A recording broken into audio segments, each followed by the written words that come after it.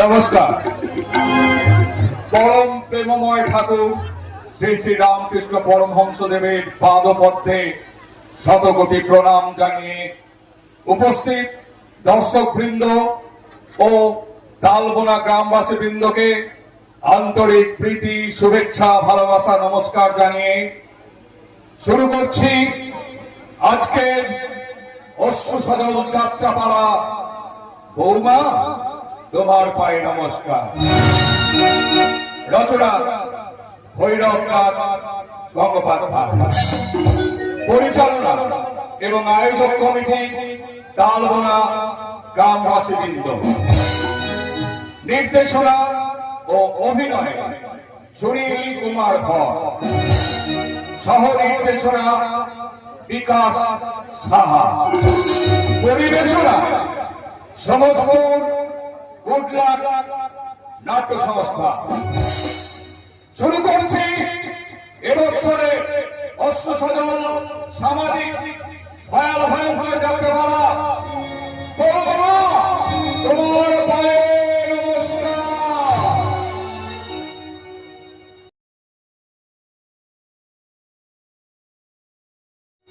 প্রথম দৃশ্য, স্থান ভুবনডাঙ্গা থানার বড়বাবু অর্থাৎ আমার বাবা শ্রী বসুদেব ভট্টাচার্য মহাশয়।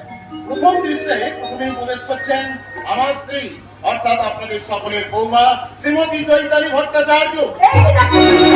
আমার সম্পর্কে কি বলা হচ্ছে শুনি? দেখলেন তো আপনাদের বৌমার চরিত্রটা। প্রথম দৃশ্যে প্রথমে প্রবেশ করেই শুরু করে দিয়েছে রীতিমতো সংখ্যা। আপনি না বসে সংঘাত নয়, বলো আঘাত। একে তো তোমার ভালোবাসার ঘাত প্রতিঘাতে আমার লেখার ব্যাঘাত ঘটছেই, তারপরে যদি তুমি আঘাত করো তাহলে তো আমি একেবারে উপকার। খবরদার, একদম বাজে কথা বলবে না। আমি বাজে কথা বলছি? নিশ্চয় বলেছ, এবং আমার সম্পর্কে এসব আজেবাজে কথাগুলো লিখছো কেন? আরে বাবা, আমি তো নাট্যকার। লেখা কথা কেটে দিতে কতক্ষণ? এই দেখো, আমি কেটে দিলাম। আচ্ছা, আমার প্রতি কি তোমার এতটুকু মমত্ব নেই? সে কি, তুমি আমার বউ, আমার মা বাবার আদরের বৌমা। তাছাড়া আমার অনেক দিনের স্বপ্নে দেখা আমার অনাগত সন্তানের মা। চিন্তা করো না, বাবা শুনতে পাবে। আরে বাবা শুনে ফেলেছে। বাবা শুনে ফেলেছে? কে বলছে? নিশ্চয় তুমি তোমার বাবাকে বলেছ তোমার বউয়ের ছেলে হবে।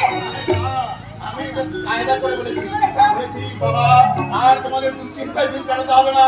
কিছুদিনের মধ্যে তোমরা নাতি কিংবা নাতনির দাদু হতে চলেছে। লজ্জা কিসের বৌমা, লজ্জা কিসের? মেয়েদের জীবনে মা হওয়ার চেয়ে বেশি আনন্দ আর কিছুতে আছে নাকি? এই দেখো না, আজ সকালে বড় খোকারণকে কথাটা শুনে আমি তো আনন্দে হাত খাড়া হয়ে গেছে। না মানে টাকা। তুমি থামো তো বড় খোকা, উল্টো পাল্টা কথা বলে আমাদের আনন্দটাকে নষ্ট করে দিও না। এই দেখো, কর্তা বাবুর কথা মতো আমি বাজারে যাচ্ছি কত কি জিনিস কিনতে, আর কর্তা বাবু কোমরে বেল আটতে আটতে বলছে আজ আমি হাঁটতে হাঁটতেই থানায় চলে যাবো। কি মুশকিল, আমার গাড়িটা তো আসতে দেরি আছে। এখন আমাকে দ্বিতীয় সারটাই হয়নি, আমি বিপদ চাইনি। কিন্তু বাবা, ভাই ওসব কিন্তু আর আমি পরোয়া করি না। বুঝলে বৌমা, কথাটা শোনার পর থেকে বয়সটা যেন কিরকম কমে গেছে, মনটা একেবারে জমে গেছে। কি বলো বাপ্পা বাবু? জমে গেল পূর্ণ। তুই বল, আমরা দুজনে সেই কবে থেকে একটা নাতি কিংবা নাতনি মুখ দেখার জন্য অপেক্ষা করছিলাম। তবে নাতি নাতনির মুখ দেখবো, তার জন্য একটা একটা করে দিন গুনছিলাম। সহকর্মীরা বলতো বড়বাবু ছেলের বিয়ে দিয়ে সেই কবে বৌমাকে ঘরে এনেছে, কিন্তু এখনো পর্যন্ত একটা নাতি কিংবা নাতনি মুখ দেখতে পেলে না। সে তো বলবে, কিন্তু আজ আমি গিয়ে তাদের বলবো, এই যে মশাই শুনছে, এতদিন ধরে আমাকে তো খুব বলেছে, এখন আমি বলছি শোন, কিছুদিনের মধ্যে আমি দাদু হয়ে যাচ্ছি। দাদু!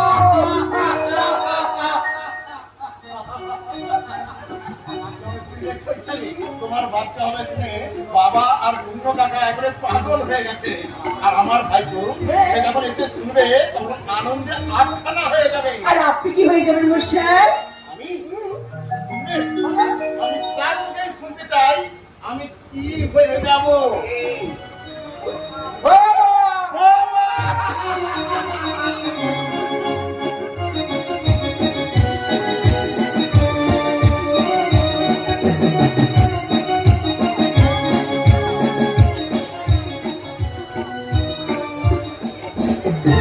পালিয়ে যাবো! পালিয়ে যাবো! সত্যি কি বলবি? এই কয়েক থেকে বেরিয়ে ওই বাচ্চাকে রাস্তা ধরে আমি এক চুপি কি পালিয়ে যাবো!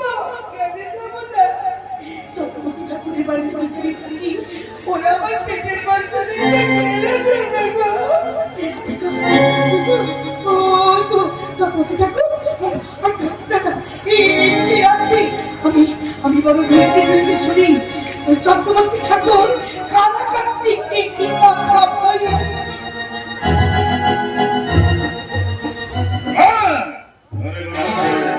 যেমন করে তুলসীর পেটের বাচ্চাটাকে তোকে নষ্ট করতে হবে। আপনি কি বলছেন কথা? তুলসী যে আমার স্বামী। ওই শালী হারাম যদি ব্যাপারটা দুদিন আমার কাছে থেকে রেখেছিল, আজ বলে কেন বাবু আমি আপনার ছেলের মা হতে চলেছি। এই বিয়ের পেটে বাবুর বাচ্চা কাউকে বাঁচতে পারে না। কিন্তু বাবু তুলসী তো কোনো দোষী নাই। এই শালা ওই লয়কে তোকে হয় করতে হবে। কি মনে রাখবি তোর ভিটে মাটি সবকিছু আমার কাছে বন্ধ কাছে তাছাড়া বিয়ের পেটে বাবুর বাচ্চা বাঁচতেই পারে না। তাই আজ রাত্রে যেমন করে হোক কাজটা কমপ্লিট করে রাখবি। ঠিক আছে ঠিক আছে বাবু, আমি আজই তুলসীকে শুধবো। কেন সে আপনার দিকে এগিয়ে গিয়েছিল? উত্তর দিতে পারে তো ভালো, না হলে এই 5 টাকা বাড়ি দিয়ে তাকে এক কোপে ধরে গলাটাকে দুভাগ করে ফেলো। পারবি নাই তো কোনো আর পারবি নাই তার আগে আমি পালিয়ে যাবো কেমনে যাবি? এই কেমনে যাবি রে শয়তানি তুলসী? তার আগে এই কাটারি দিয়ে তোকে কুচি কুচি করে কাটবো। তাতে তুই তো মরবি, তোর পেটের বাচ্চাটাও মরবে।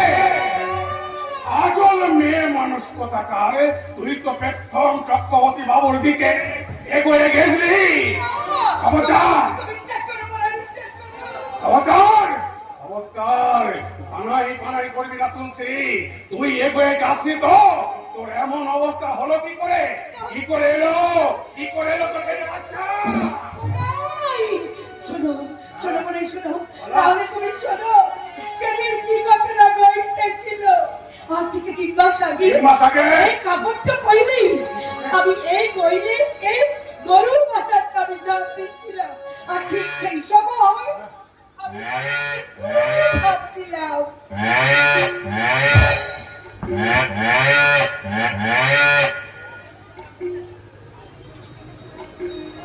আমাকে নিয়ে আমি পাশের গান টুকুর ডানা সেই গায়ে ঢাকা মুখো ছেলে লায়কটা সে আমাকে বলেছে অনেকগুলো জমিন আছে রাগের আছে মারাই বাড়ি ইস আমি হব সেই বাড়ির বউ পাখিটা ডাকি দেখো বউ কথা কও পাখি ডাকিস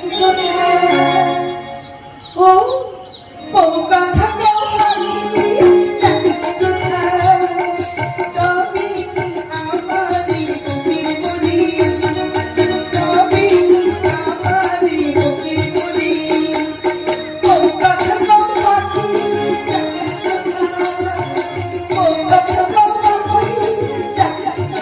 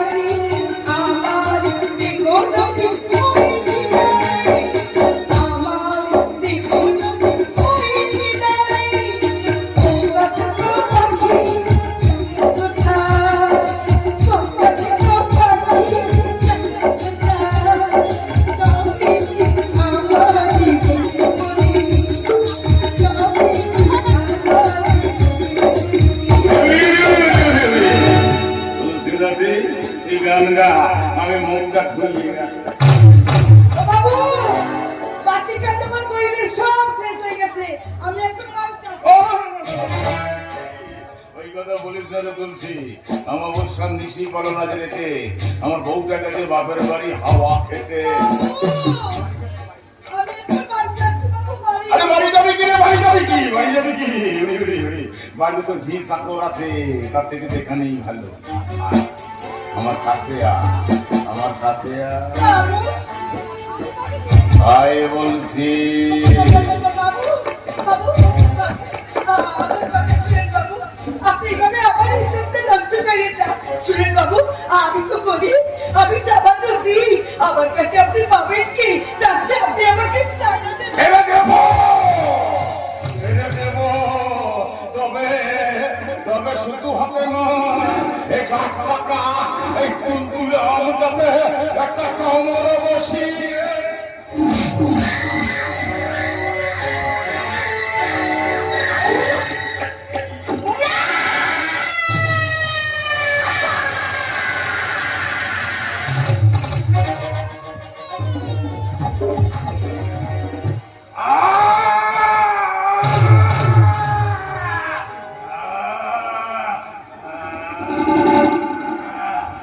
শুনলেন তো বুড়ারা?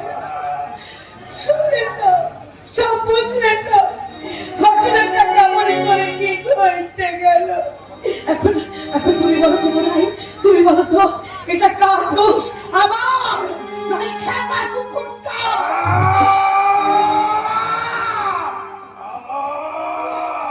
নিজে পাপ করে আমার শালিকার উপরে দোষটা দিয়ে দিচ্ছ।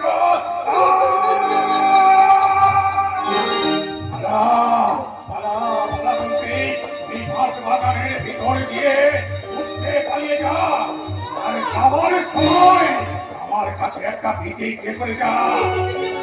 ওই পেটের বাচ্চাটাকে কিছুতে নষ্ট করবি না। তুই তোর এই বাচ্চাটাকে কষ্ট করে মানুষ করে তার মধ্যে মান আর হুঁশের জন্ম দিয়ে তোর ইজ্জত থেকে সেই খেপা শিয়ালটায় রক্ত মাথা দাঁতগুলোকে তুই একটা একটা করে ভেঙে দিবি। ডাক্তারি করবো না বুড়াই, ডাক্তারি করবো না। আমার এই পেটের ছেলেটা, শোনো বুড়া, শোনো, আজকে নির্বাচন বাচ্চাটা কোনো নির্বাচন থাকবে না, কিন্তু তুমি জেনে রেখো বুড়াই, বাবা বাপের ছাড়ি চির চির থেকে হবে, হবে, হবে, হবে।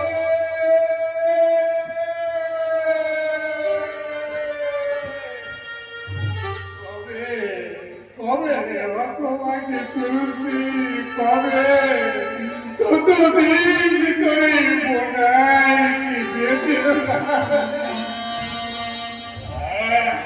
বাঁচতেই হবে, আমাকে বাঁচতেই হবে, বাপের সঙ্গে ভেটার লড়াই দেখতে হবে। কি করবো আমি, সারা কুত্তার বাচ্চা, ওই প্রতীক কখন যদি আমাকে শুরু হয় তাহলে কে কানা কাটতে মুন্সিটার কি ব্যবস্থা করলি? তখন আমি কি বলবো, আমি কি বলবো, কি বলবো?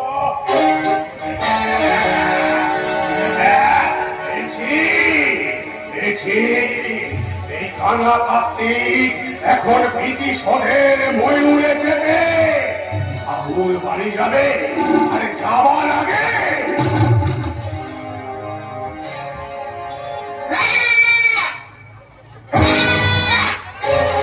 কাটা ছাগলটাকে এই কাটারি দিয়ে কেটে কাটারিতে জামাতে কাপড়েতে এই মাথার রক্ত মাখিয়ে এক বাটি মাথার ঝোল আর এক বোতল মদ নিয়ে গিয়ে সেই শুয়োরের বাচ্চা প্রদীপ পবন চক্রবর্তীকে